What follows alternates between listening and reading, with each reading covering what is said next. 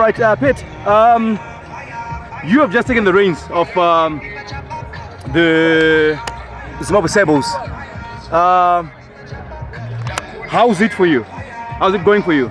Yeah, it's been a pleasure working with the boys, trying to implement a few new ideas and getting a lot of people involved. We've had a large group of about 45 boys training.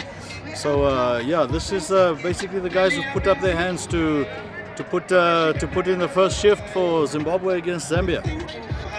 So what's going on ahead? What is going to be your plan? Do we have some guys that are out there playing their rugby out of Zimbabwe that we're going to be seeing you incorporating in the squad as time moves on?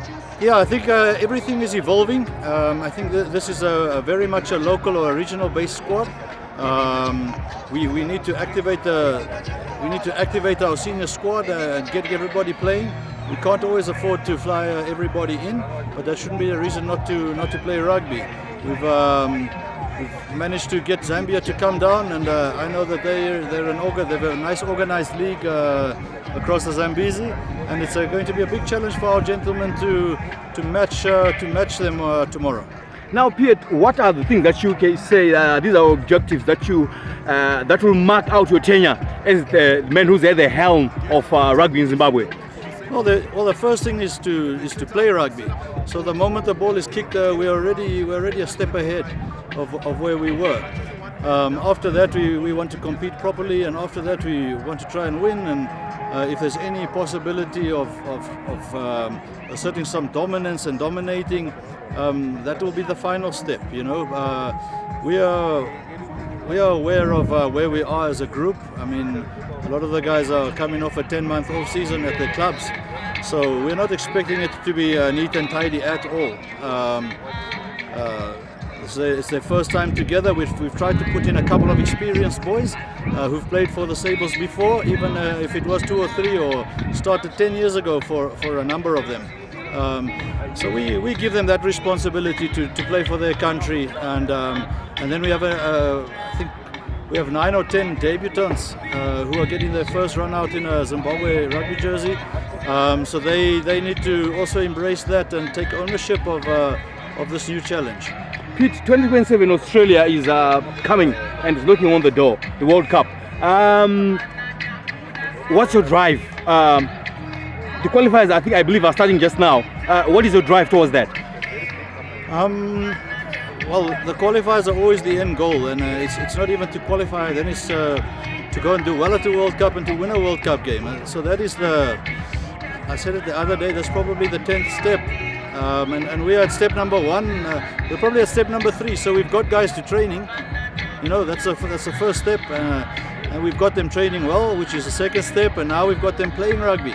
The next step is to play rugby well. So as I said, we're taking baby steps at the start.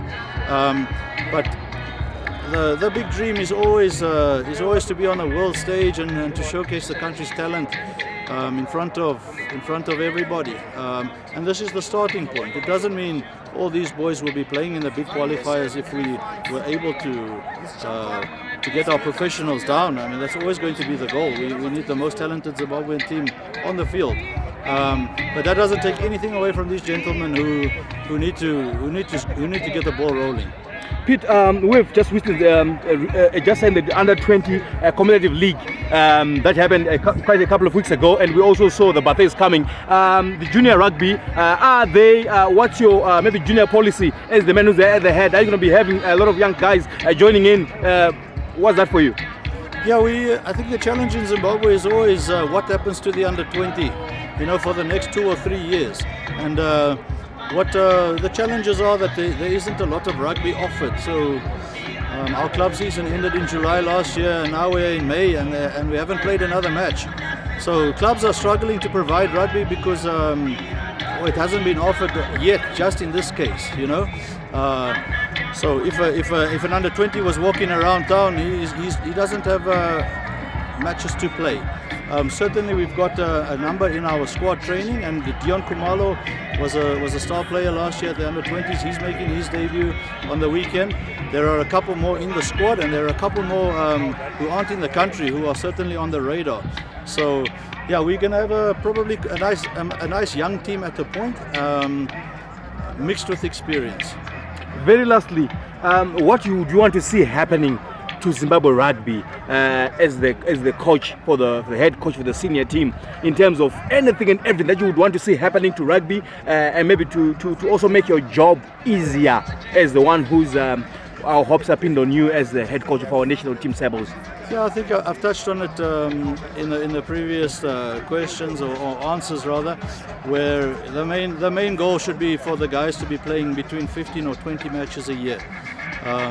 So that equals a vibrant club league where clubs have got weekly matches. It gets players excited. It gets potential sponsors excited. It gets clubs excited, coaches excited.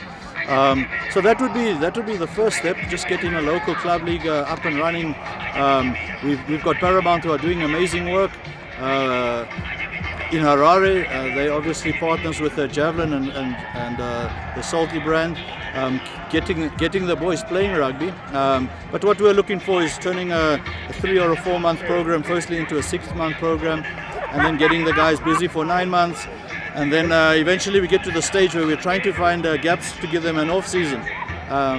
So we see the probably gone a bit over the top in South Africa, where players are not resting at all. Where obviously here we're fighting to find games. It costs money. Fields cost money. Rentals cost money. So any little bit that comes in just to make rugby happen, it doesn't need to be a lot. Funding a match day is doing a big service to our country's senior rugby players.